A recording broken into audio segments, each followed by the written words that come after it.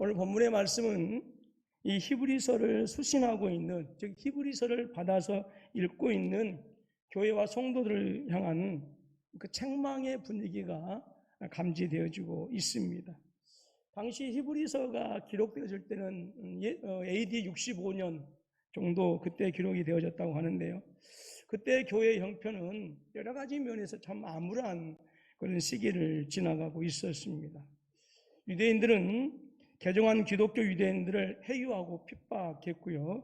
그래서 많은 기독교 유대인들이 우리가 남이가라고 하는 이러한 말에 다시 유대교로 개종하는 일들이 아주 빈번하게 있었어요.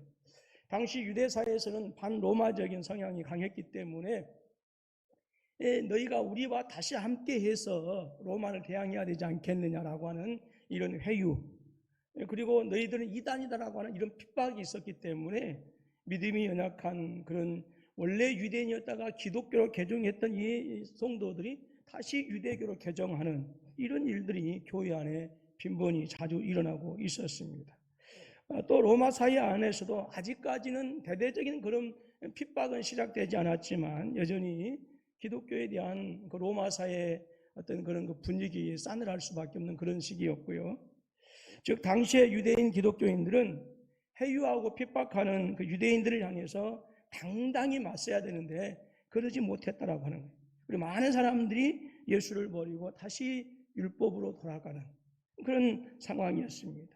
그래서 이러한 상황을 보고 지금 히브리서 기사는 뭐라고 하냐면 너희가 죄와 싸우되 피 흘리기까지 대항하지 아니하였다라고 하는 안타까운 심정을 드러내고 있습니다. 이번 한 주간도 역시 대부분의 뉴스는 어떤 뉴스였어요?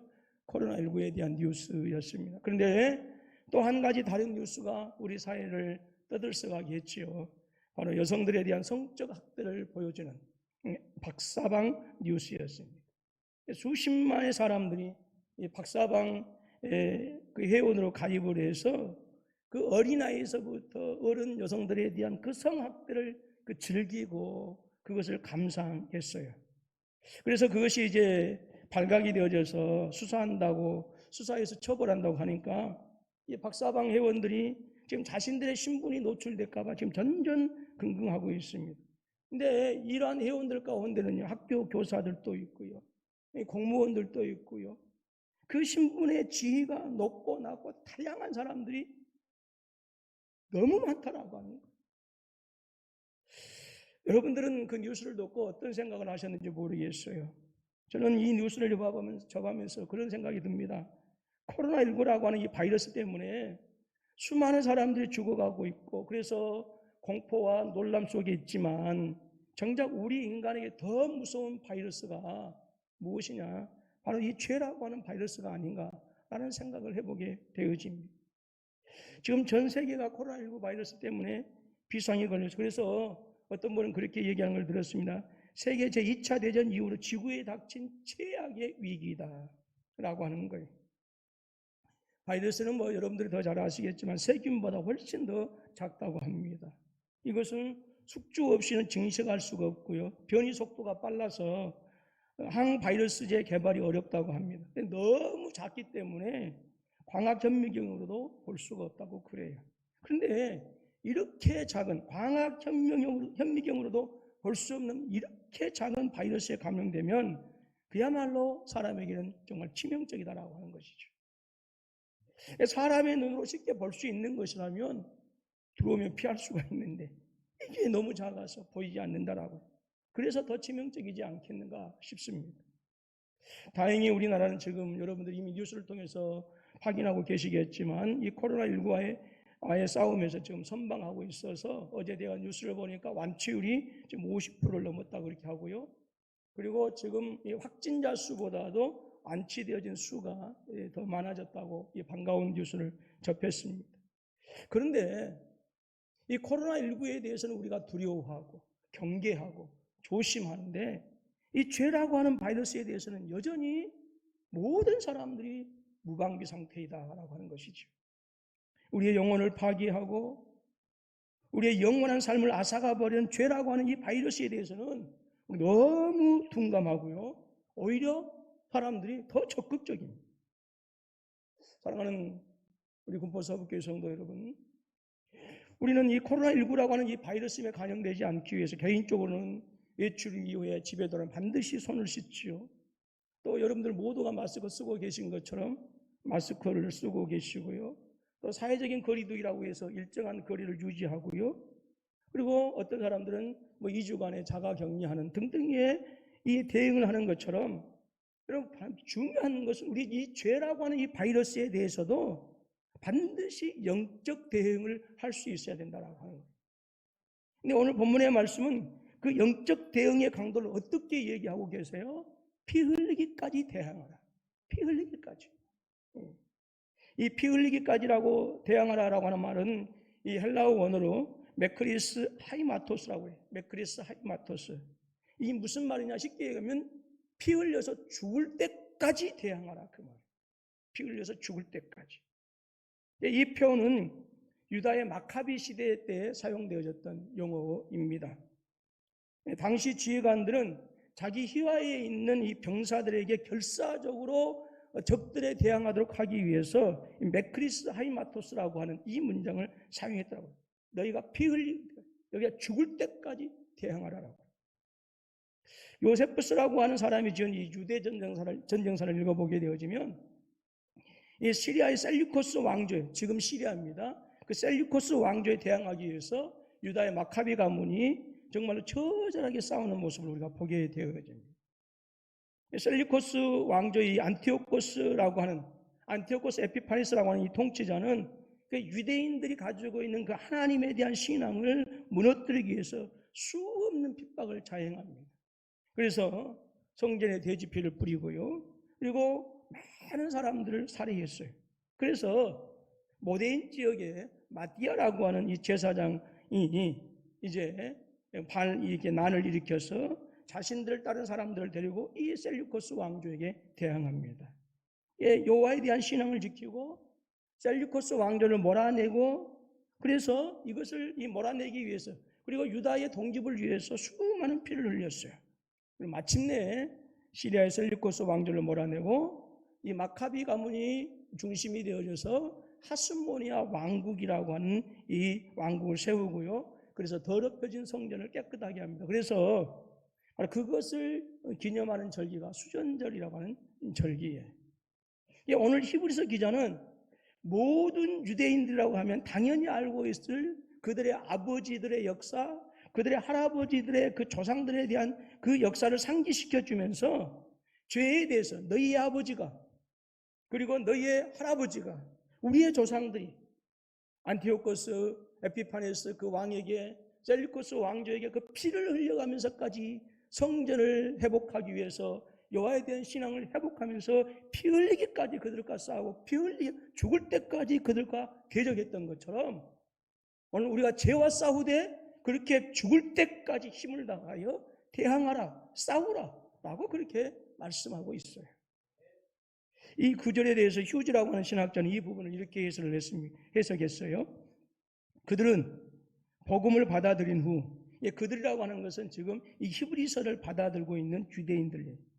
복음을 받아들인 후에 공적인 모욕, 재산을 약탈당하고 일부가 투옥당하는 그런 어려움을 잘 참았어요. 그러나 지금껏 자신들이 고백하는 그 신앙을 위해서 목숨까지 내놓지는 않았다라고 하는 거예요. 예수 그리스도에 대한 믿음을 지키기 위해서 힘들고 어려운 그런 수고와 어떤 아픔을 겪은 것이 분명하지만, 그럼에도 불구하고 그 수고가 있었던 것은 분명하지만 그럼에도 불구하고 그들은 목숨까지는, 그들의 신앙을 위해서 목숨까지는 내어놓지 않았다라고 합니다. 그래서 히브리서 기자가 지금 유대인들을 향해서 너희가 죽을 때까지, 피를 흘리는 데까지 너희가 죄에 대해서 대항하라 라고 하는 거예요. 당시 히브리서를 수신하였던 교회와 성도들은 그들을 위협하는 요소들이 많았던 것이 분명히 사실입니다. 유대인들이 핍박하고, 유대인들이 또 박해하고, 로마 시민들의 어떤 그 눈초리는 여전히 싸늘하고, 이런 와중에 살았어요. 그런데 그들 중에 순교자가 하나도 나오지 않는 것으로 보아서 아직은 지금 이방인들의 핍박이 견딜만 했다거나, 아니면 그들에게 다가오는 그 죄악에 대항하여서 정면으로 맞서지 아니하고 피했다라고 하는 그러한 사실입니다. 이 사실은 이 히브리서를 받아든 당시의 성도들의 고난이 그리스도가 당하는 고난보다 훨씬 더 가벼운 것이었다라고 하는 것을 말해주고 있어요. 그럼에도 불구하고 유대인들의 해이와 핍박을 견디지 못하고 그리스도를 부인하는, 예수 그리스도를 이단화 취급하는 이 유대교를 다시 재개종하는 그것은 이 히브리서 기자의 입장에서 너무나도 안타까운 일이었다라고 하는 것이죠. 모페시라고 하는 분은 피 흘리기까지 대항하라고 하는 이 표현을 사용하는 것은 지금 이 히브리서 기자가 히브리서를 받아든 당시의 이 독자들을 단순히 책망하고 꾸중하고 일책하는 수준을 넘어서 지금 그 히브리서를 받아든 지금 개종하려고 하는 그 유대인들, 다시 유대교에서 기독교로 개종했다가 다시 기독교에서 유대교로 개종하려고 하는 이 유대인들을 지금 어떻게 느끼느냐? 수치스럽고 지금 모욕적으로 지금 느끼고 있다라고 하는 거예요.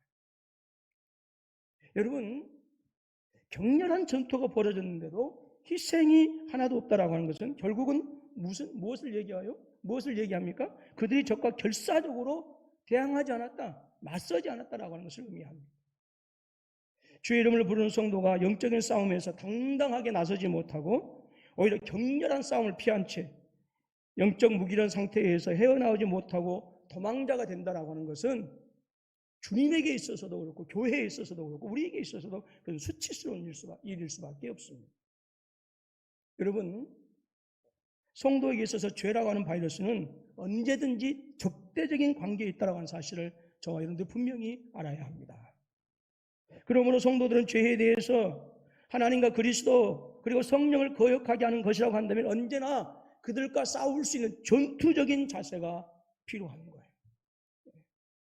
이 세상에서 성도의 삶이라고 하는 것은 죄라고 하는 이러한 바이러스들, 이 죄된 것들과 치열한 전투이다라고 하는 사실을 우리가 잊어서는 안 됩니다. 하나님의 사람들이 죄라는 이 바이러스에 대해서 미온적이고 이 바이러스에 대해서 방심하게 되어지면 지금 이 코로나19를 동양인이 걸리는 병으로만 알고 방심했다가 지금 수천 명이 죽어가고 있는 유럽과 같은 혹독한 영적 대가를 치를 수밖에 없다고 하는 거. 여러분, 이거 우리가 잊지 않아야 됩니다. 지난해 말 코로나19 등장 이래 2달 동안 유럽이 한 것은 강 건너 불구경하는 것처럼 구경하는 것이었고 인종차별이 전부였습니다. 코로나19의 그 제2의 진원지가 된 유럽은 지금 21세기 패스트, 중세시대 때 패스트, 지혜에서 바이러스가 세균이 옮겨지고 바이러스가 옮겨져서 당시 유럽의 인구 3분의 1이 죽었어요. 어마어마하게 죽었어요. 근데 지금 코로나19가 21세기의 패스트가 되어지고 있어요. 코로나 대륙이 된 유럽의 코로나19 확진자와 사망자는 이미 중국을 크게 넘어섰고요. 이게 언제까지 공포가 계속될지 가늠할 수가 없는 그런 상황이 되어져 버리고 말았습니다. 들불처럼 번지는 확산 추세를 보게 되어지면 여전히 수천 명의 사람 지금 죽어가고 있지만 여전히 최악의 상황은 오지 않았다라고. 그러니까 최악의 상황을 향하여 지금 계속 진행되어지고 있다라고 하는 거죠. 우리 한국 시간으로 27일 통계 정보 사이트 월드오미터에 따르면 유럽의 48개국의 코로나 확진자 수는 28만 명이고요. 사망자는 1만 6,100명입니다. 전 세계 확진자의 지금 절반 이상을 차지하고 있고요. 사망자 수로도 이탈리아는 8,215명, 스페인은 5,000명 가까이 됐고요. 중국의 3,292명인데 이미 중국을 2배, 3배 넘었어요. 근데 가장 상황이 심각한 이탈리아의 코로나19 치사율은 10%대에 이르고 10%대. 누적 확진자 8만 589명이 나온 이탈리아 뒤를 이어서 스페인 6만 명이 훨씬 넘어서고 있고요. 독일도 4만 명으로 그 뒤를 따르고 있어요. 프랑스는 누적 확진자가 2만, 즉 3만 명이 가까이 되고 있어요. 이 외의 유럽 국가들도 지금 확산세가 지금 본격화되어지고 있어요. 스위스도 벌써 1만 명이 훨씬 넘어갔습니다. 지금 백신 치료제도 없는 신종 바이러스인데다가 감염성마저 역대 최고의 수준을 지금 이러한 사태를 지금 맞이하고 있어요. 근데 왜 이랬느냐? 남일처럼 뒷짐지고 보았던 유럽에 이것은 예고된 참변이었다라고 하는 거예요.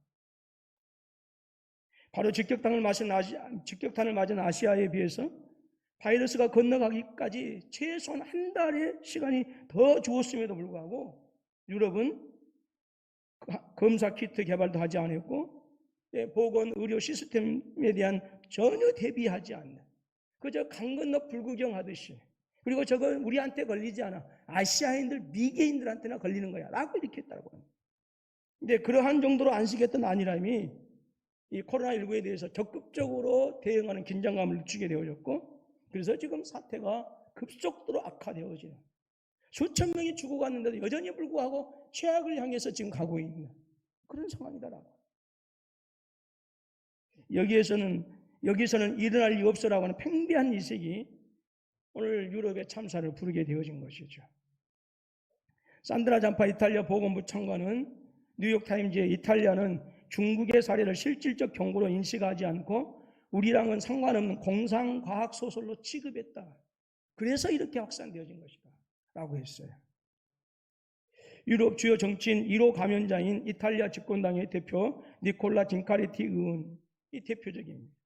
진카레티 대표는 지난달 27일 밀라노에서의 식전주 한 잔이라면서 밥 먹기 전에 한 잔에 술을 마시면서 잔을 부딪히던 사진을 올렸어요. 그러면서 그렇게 얘기해서 우리 일상은 변함이 없을 것이다.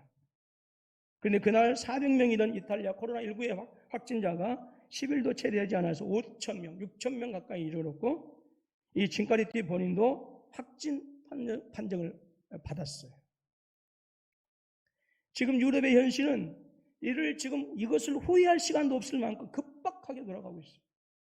자고 일하면 수천 명씩 감염자가 늘고 있고 일부 지역에서는요 30분에 1명꼴로 지금 사망자가 나오고 있어요. 정신 차릴 겨를도 없이 몰아닥친 준전시 상황의 긴박함이 지금 몰아닥쳐 있어요. 그래서 사람들이 할 수 있는 어떤 일이에요? 사재기 행렬에 동참하거나 집안에 갇혀서 고독을 견디는 일밖에 없어요. 지금 유럽 사람들이 할 수 있는 것은 그거밖에 없어요. 유럽은 방심의 대가를 좀 혹독하게 치르고 있어요. 그래서 세계는 수천조의 천문학적인 돈을 들여서 지금 바이러스와 일대 전쟁을 치르고 있습니다. 수없이 많은 돈을 들이지 아니하면 그 피해는 훨씬 더 크기 때문에 그렇다라고 하는 것입니다. 모두에서 말씀드렸던 것처럼 박사방을 운영하던 조주빈이라고 하는 청년 25밖에 안 돼. 그리고 이 박사방의 회원이 되어서 여성들에 대한 성적 학대를 즐겼던, 심지어 이 사람들, 이 조주빈이라고 하는 이 사람은 자기 친구가 해가지고 유치원생을 죽일 음모까지 꾸미고 있습니다. 그리고 박사방의 회원이 되어져서 많은 사람들이, 수십만의 사람들이 이 여성들에 대한 성적 학대를 인터넷을 통해서 즐기고 감상했다라고 하는 거죠. 바로 이 사람들이 이 코로나19보다 더한 죄라고 하는 바이러스에 감염되어진 거예요. 그런데 더 큰 문제는 그것이 영혼을 도둑질하는 파괴적인 죄악의 바이러스다라고 하는 사실을 모르고 있다라고 하는 거예요. 수사한다고 하니까 이제서야 부랴부랴 지금 자신들의 정보를 어떻게 하면 지울 수 없을까? 지금 그렇게 하고 있어요. 이 사람들은 죄의 바이러스가 자신들의 영혼을 숙주 삼고 있음에도 불구하고 자신들의 정보만 지워지면 살 수 있다라고 그렇게 생각하는 것이죠. 그러나 이 죄의 바이러스를 그리스도의 보혈의 은혜로 해결하지 않는 한은 그 사람들은 결국은 더러운 이 죄의 바이러스에 그 영혼들이 파멸되어 줄 수밖에 없다라고 하는 사실. 오늘 역시 우리도 역시 마찬가지. 죄의 바이러스에 무방비로 있다고 한다면 우리 역시도 언제든지 죄악의 바이러스가 우리 영혼을 숙주 삼고 우리가 방심하는 순간 우리의 영혼을 도둑질하고 우리의 삶을 깨뜨리고 파괴하고 우리의 믿음을 넘어지게 한다라고 합니다. 지금 우리는 전혀 예상하지 못한 이 코로나19로 인해서 한 달 동안 교회에서 예배드리지 못하는 사상 초유의 일을 당하고 있습니다. 이러한 현상이 앞으로 더 지속되어지면 안 되지만 이게 더 지속되어지면 혹시라도 제가 정말 걱정하는 것은 우리의 믿음이 이것에 이제는 적응이 되어져서 또 그렇게 느슨해지지 않을까라는 생각을 해보게 되어집니다. 처음에 한 주간, 두 주간, 한 달 정도는 이러면 안 되는데, 이러면 안 되는데, 사람은 참 간사한 게 또 환경에 익숙해집니다. 그러다 보면 이제 가정에서 두 달이 쭉, 지금 예배드리는 분들은 안 그러시겠지만,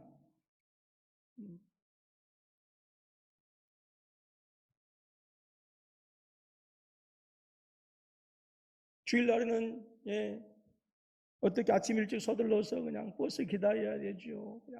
그냥 연지곤지 다 찌르고 찍고 바르고 다 해야죠.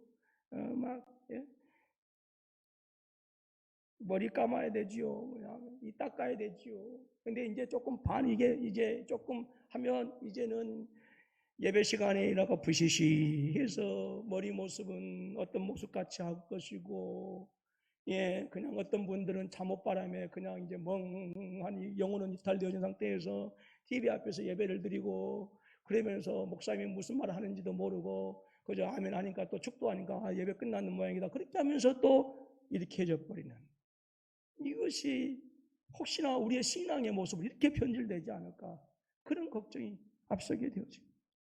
여러분, 마귀는 우리가 방심하는 그 순간을 절대로 놓치지 않는다라고 하는 사실. 하나님께서 가인에게 뭐라고 말씀하셨어요? 선을 행하지 아니하면 죄가 문 앞에 엎드러져 있느니라 너는 죄를 다스릴지니라 하셨어요. 그래서 사도 바울은 에베소 4장 27절 말씀에서 마귀에게 틈을 주지 말라, 즉 방심하지 말라라고 합니다. 방심하지 말라. 여러분, 저는 오늘 또 우리 주변에서 머물면서 내가 방심하는 그 순간을 노리고 있다라고 하는 사실들 여러분 잊지 마십시오. 사단은 여러분들을 지옥으로 끌고 갈 때까지 절대로 쉬지 않습니다. 그러므로 우리의 믿음을 망치게 하는 죄악된 요소들에 대해서 조금 더 방심하지 않고 도리어 적극적으로 피 흘리는 데까지 싸우는 영적 전투력을 발휘해야 된다. 여러분, 농사를 지으려면 두 가지가 충족되어야 합니다. 하나는 이로부터 주어지는 자연의 섭리인 햇빛과 바람입니다. 농사에 있어서 햇빛과 비, 절대적인 성패의 중요한 요소가 되어집니다. 햇빛과 비가 적절하게 내려지지 않으면 농사 망치는 거죠. 참 이상하지. 이게 고추 농사, 여러 가지 농사를 해보면 스프링클러를 해가지고 저수지에서 물을 끓여다가 주는 그 물하고 하늘에서 내리는 비하고는 이게 채소들이 달라져.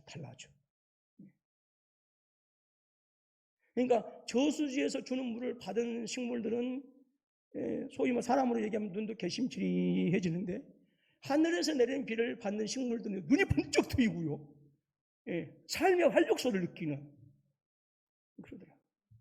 햇빛과 비가 절대적. 그럼에도 불구하고 여러분, 풍족한 햇빛과 비만으로는 풍작을 거둘 수가 없어요. 많은 수확을 위해서는 위로부터 내려오는 햇빛과 비가 분명히 필요하지만 동시에 곡식을 먹고 해치려고 하는 병충해와 새들과 끊임없이 싸워요. 지금 시골에서 멧돼지하고도 싸워요. 멧돼지. 병충해와 새들의 퇴치에 실패하면 한 해 농사는 낭패를 당할 수밖에 없어요. 저희 어머니가 농사하고 있는 저희 그 집은 밭은 바로 산 밑에 어쩔 때는 멧돼지가 와서 장쳐놓고 간답니다. 죽으라고. 여러분, 어디 농산물뿐이겠습니까? 사람도 결코 다르지 않다라고 하는 거예요. 건강한 삶을 살려고 하면 잘 먹어야 함과 동시에 외부로부터 침투하는 바이러스와 싸워야 돼요. 누가 봐도 성령 충만해 보이는데 성령의 열매를 추수하는데, 예수 그리스도의 충만한 은혜를 거두어들이는데 실패하는 모습을 보게 되어집니다.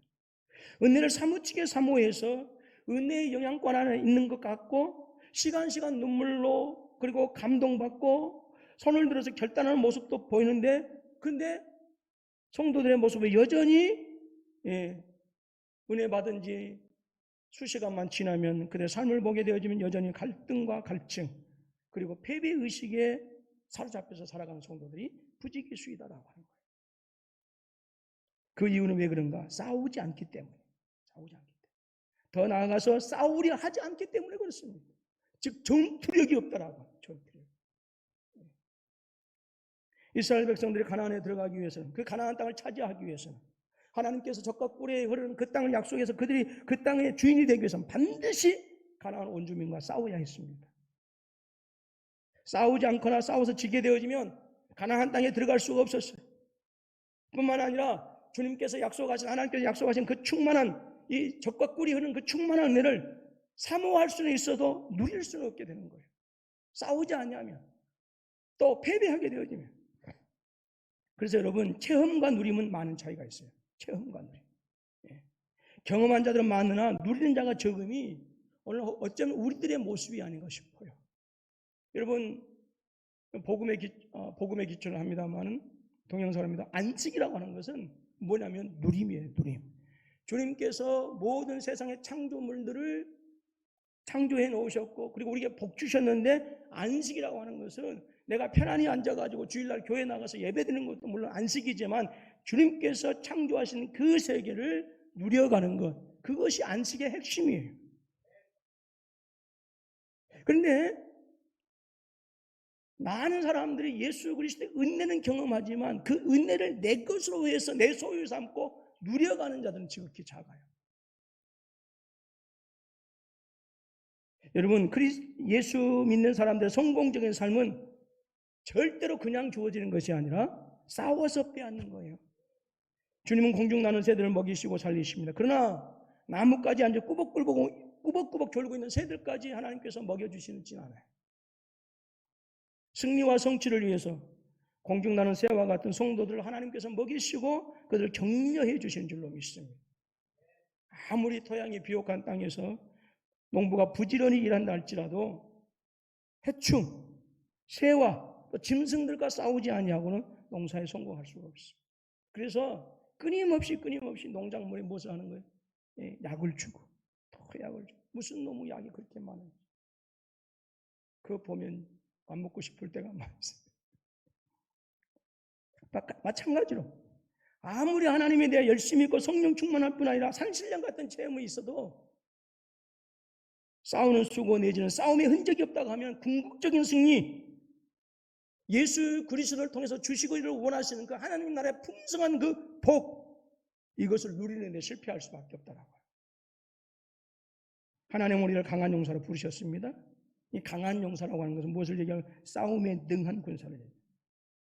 여러분, 신앙생활이라고 하는 것은 장난이나 놀이가 아닙니다. 실제적인 전쟁.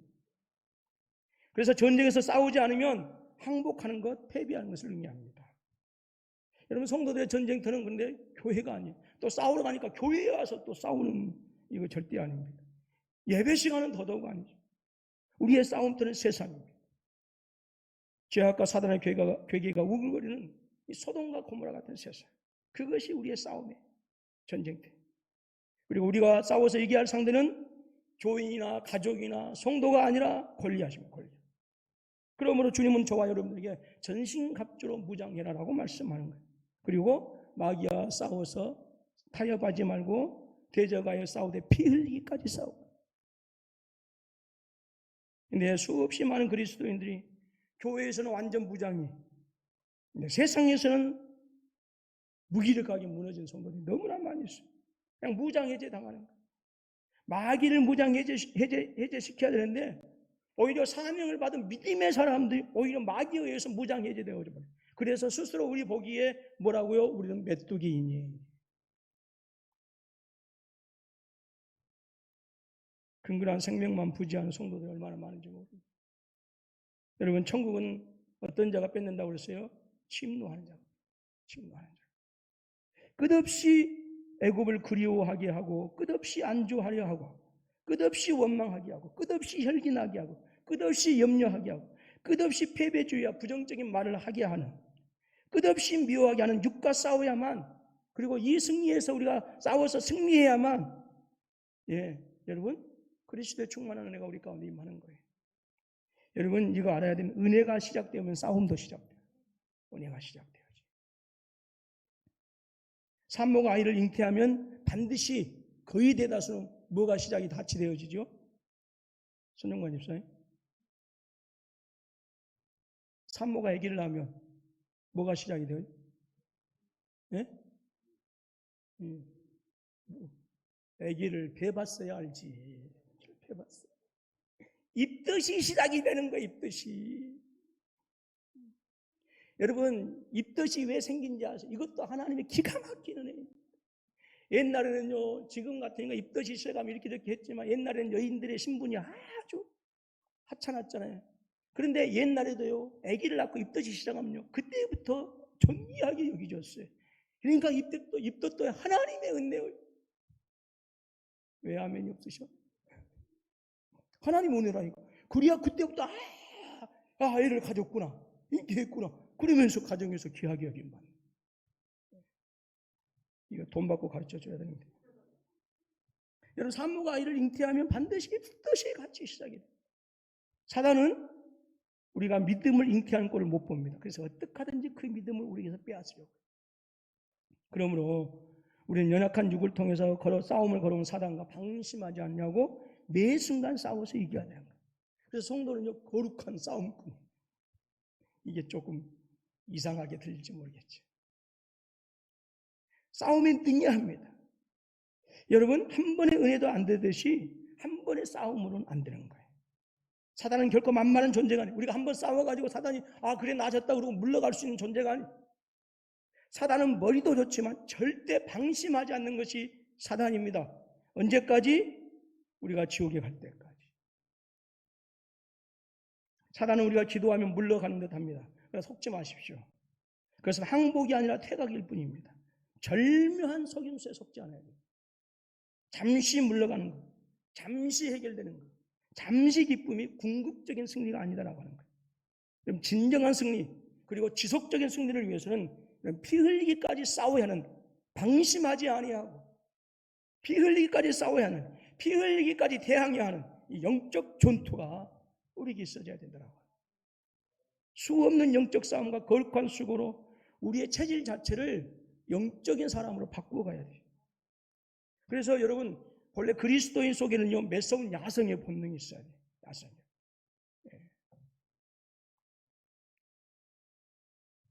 마귀와 죄, 그리고 위기를 만나면 은매 기주고 그게 아니고, 나는 메뚜기에 불과해 그게 아니고, 마귀를 만나고 죄를 만나고 위기를 만나게 되어지면 거기서 무릎 꿇고 원망하고 불안하고 염려하는 것이나 그것에 도전해서 싸우려고 하는 이 야성, 이것이 믿음의 사람들 있어져야 된다.